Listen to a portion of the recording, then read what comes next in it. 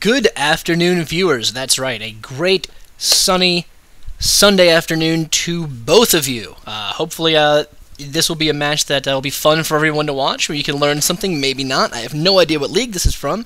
I sort of took a different approach at this game, as I tend to like to do, the MLG stars, the GSL stars, big names in their games, people with clan tags and teams and that sort of thing.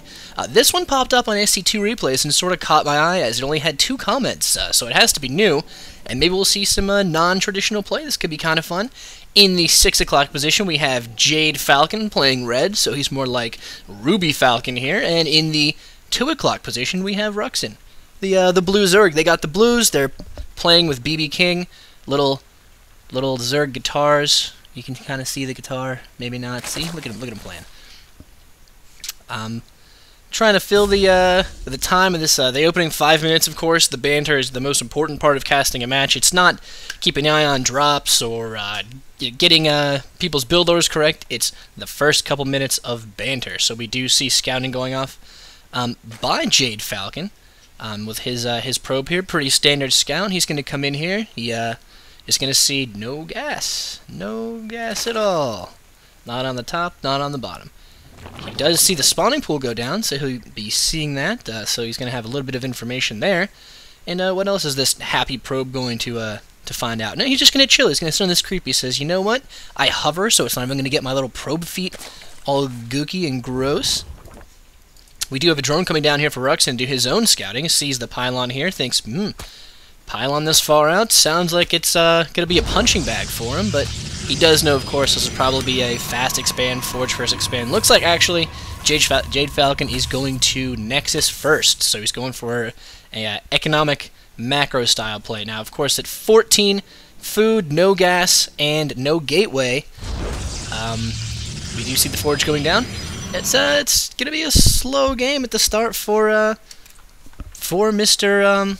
Jade Falcon there in the bottom. He's not going to have many units. Jade Falcon, no units, more like Jade buildings. A couple probes coming out. Is he going to be chrono boosting those? Got a lot of energy on here. Maybe he's saving his chrono boost. I think I heard one earlier, but we do see now gateway going down. Probably right here at the wall in. Yep, going to wall in here with the gateway in the forge. We'll probably finish it off with a cybernetics core right here. Guess the hatchery got cancelled. To get out Zerglings. Very cool, very cool. Roach Warren going down, so I guess he decided he might want a Roach Rush as a response to the early expansion style of his opponent, Jade Falcon here. And we do see the Lings coming in. They're going to be stopped by this wall in and chip away with their little Zergling claws on that pylon. Maybe, nope, maybe we're going to hit the forge, maybe we're going to hit the pylon, who knows. Are these Roaches going to come out? Roach Warren almost complete. It's going to be dangerous. We have absolutely no army for Jade Falcon, but Photon Cannon doesn't count as an army. It does shoot lasers, as most Protoss units do, but it does not count as an army, since he can't move it. I mean, it will fall to those Roaches pretty quickly. 2 Roaches coming out. Are they going to be completed in time to capitalize on this almost no army of Jade Falcon with the Zealot coming out? Will that Zealot be here in time to stop it? Probably not. Certainly no Cybernetics Core yet. Cybernetics Core allowed him to get Stalkers. A Stalker behind that wall and would certainly be handy for preventing Roaches from just chipping away with their Acid Shoot ability. We have 2 Roaches coming down, waddling as Roaches are wont to do. 1 more Roach. We're going to have more Roaches coming out. 4 more Roaches coming out. So it looks like we're going to have a pretty serious Roach attack here. Finally, gas going down for Jade Falcon. Finally, Jade Falcon getting gas, because at this point, he can't build Warp Gate Tech until he gets 50 and put some units in the gas. Put some units in the gas until he puts some units into the gas. Jade Falcon, put units into the gas! We don't see units going into the gas. No probes. This probe here, just going to keep mining. He sees that there's an unused assimilator sitting there, but he doesn't want anything assimilated. We see Roaches up here on the high ground, chipping away at the Cybernetics Core.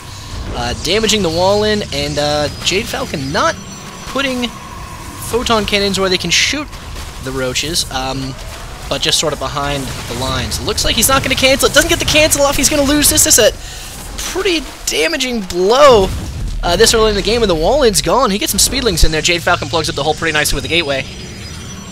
And another photon cannon where it can't reach the high ground. Now, 2 photon cannons against 7 roaches. I got roaches in this one.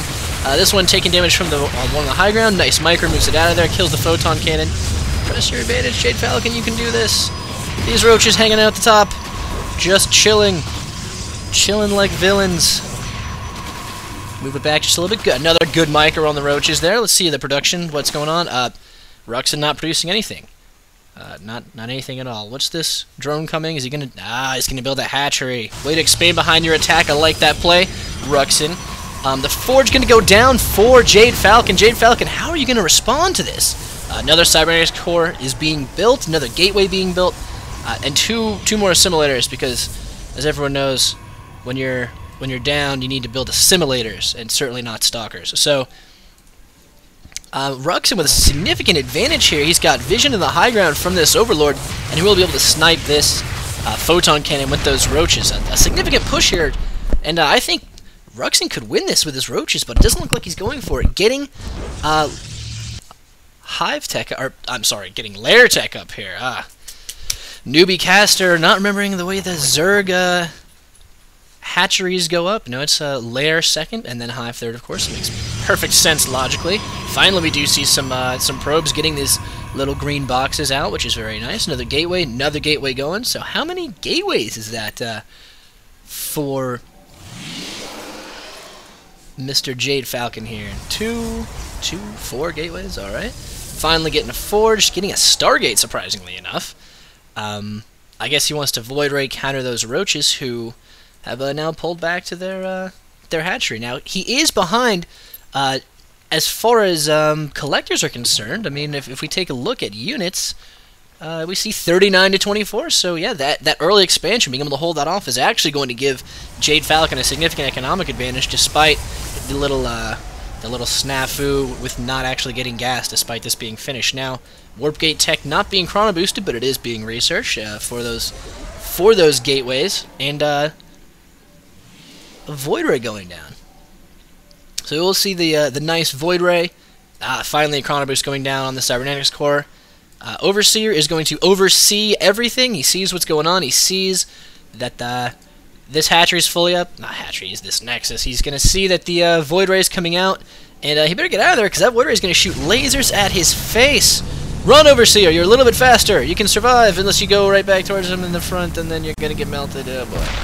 Okay, well, the Overseer goes down. That's not too great for Mr. Ruxin, but he's got Lair Tech. Not missing his larva injects. I love to see that.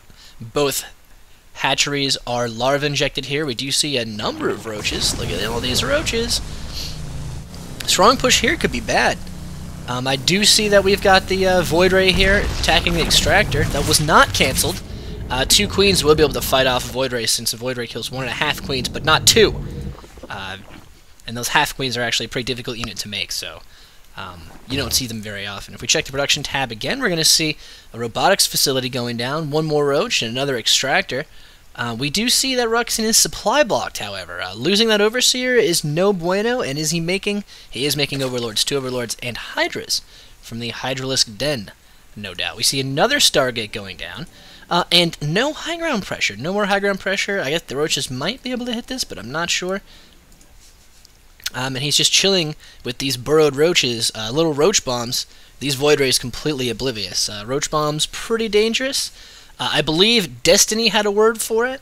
The subterranean AA. And if you know what the AA is, then you'll certainly know something about Destiny. But I love that guy's personality. I love watching his streams. Funny guy. I wish I had his personality, so I'll have to get a funnier guy to co-cast with, since I'm not that funny. We do see Hydras coming down. Hydra Roach is a pretty potent combination against almost anything that Protoss has. Personally, I prefer Broodlord Infestor Zergling as Zerg against Toss, but Roach Hydra is pretty good if we get a timing push. Anything before, well, now I guess is usually when you would want to do it. 12 minutes or so for Roach Hydra. This Observer is going to observe this little push coming down. Smaller numbers than I would have expected. We do see group spines. That's Hydra range coming out. Going to warp in some more Stalkers. The Stalkers are going to get chewed up by the damage of the Hydras, and the Roaches are hopefully going to meat shield some of that damage, pulling back, because that is a funnel of death he's got in there. This Stalker was suicidal. He got bad grades, and he just doesn't like high school anymore, so he's out. These two Void Rays going to take out an Extractor again, because as we know, in the mid to late game, the most important building to take down is the Extractor. Certainly wouldn't want to take down any tech structures, but just the Extractor. I wouldn't want to take down this Hydralisk down, for instance. Phoenix is doing some scouting, going to check out what's going on the map. Are there any expansions going down? This Overlord chilling here, and look at this Ninja Hatchery at the 12 o'clock. I love it, Ruxin. Very cool. We do see a Colossus being made for Jade Falcon with extended thermal lance, because, I mean, they might as well come with it since no one uses Colossi without it. Two Colossus coming out, chilling, saying hi to each other, being obscenely tall and weird looking, but very War of the Worldsy, which, that's kind of cool, right? They got death beams. We got Death Star, so we'll see how it goes. This Zerg army here, Roaches and Hydras massing in mid by the Xel'Naga Tower. High tech, no tech. Very, very cool, duality there, or contrast, if you will, from the glittery lasers and the dripping ooze. Back down to the base of Jade Falcon, we do see that, oh, it got, thinged. What the hell was that called?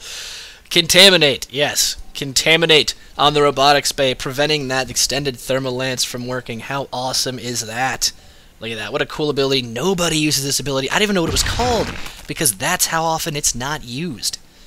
We do see Zerg flyer attacks going up, Corruptors going up. Are you going to see Broodlords? I love Broodlords. I hope we see Broodlords. Protoss Deathball getting to be a moderate size here. 3 Colossus. We got some Stalkers. Who I do not believe have Blink, so they're not going to blink down. They're just going to chill and say, hey, you guys go out, we'll wait here. Lucky enough, Zerg units on the creep will be able to pull back, and they're thinking, oh, we should probably not engage these guys head-on, which of course they should not, unless they can really focus down those Colossus. These Corruptors, maybe they won't be Broodlords, actually. Now that I think about it, they're a fantastic counter for the Colossus as Corruptors, so why not? Shoot them with those lasery green things. Really should be moving in both the Corruptors and the ground units at the same time to hopefully kill the Stalkers and the Colossus. So we'll see how he plays this here. The Protoss Deathball is up. We see things going down, Hydra's going down, a lot of AoE damage coming out from the Thermal Lances of the Colossus. These Corruptors, are they focusing him down? He's moving it away. He's going to get the Colossus down. Zerg is losing most of their army, but so is Protoss here. These Corruptors doing their job. Corruption going down. We do see another Colossus about to die. Zerg has absolutely no ground army, whereas Jade Falcons, the Protoss, is bringing back in some Stalkers. Move those Corruptors out of there. The Stalker's going to get around him. Great movement on the Stalkers. He might be able to take this naturally, even actually take this game home if we don't get some more units out for Ruxin. Come on, Ruxin, get those units out. We're going to see a GG. It's a good push with this Protoss Deathball. Stalkers have to pull back from the high DPS of these Hydralisks. But it's going to be a simple matter of regrouping. We do see another Nexus going down for him at the 9 o'clock position. And Jade Falcon, after that shaky starts, looking pretty good. Going Immortals, because Immortals are fantastic against Roaches. And Stalkers pushing forward again. We got Sentries force fielding. Not the most effective force field I've ever seen. Those Stalkers are going to have to pull back because of all those acid and needles being shot at them. The Corruptors just sort of watching, I guess. Maybe drawing fire. Maybe now they can become Broodlords? I ever so love Broodlords. Of course, we don't see Greater Spire, so it looks like they'll stay as anti-Colossus Corruptors for the meantime. Planar Roaches coming out, and Protoss ground weapons level 1 coming out. And so it looks like Jade Falcon's probably going to stay with his Deathball. We do see Colossus and Stalkers coming out. That's ever so fun. So we'll see the standard Colossus Stalker Deathball, pepper with a few Immortals. The Day 9 unit of the year, the Immortal. We're going to see a big engagement hit the Xel'Naga Tower, good concave, and both units will pull back, realizing neither of them really have an advantage. And of course, Immortals doing ridiculous damage to Armored, so they're going to absolutely chew through the Roaches. So the Observer hanging over this army, doesn't want to see anything burrowed to hide. If Ruxin tries any fancy burrow tactics, this Observer will see. The Observer just chilling. Is he going to follow him? Maybe not. Back to the production tab, we do see a couple Hydras. We've got a Creep Tumor going down, spreading that creep. It's going to take him a long time to connect these two bases, but it'll be fun for everyone to watch. Look at this engagement here. Great concave for the Zerg forces, but how are they going to take this down? Corruptors focusing down to Colossus. Colossus goes down. These Immortals are still up.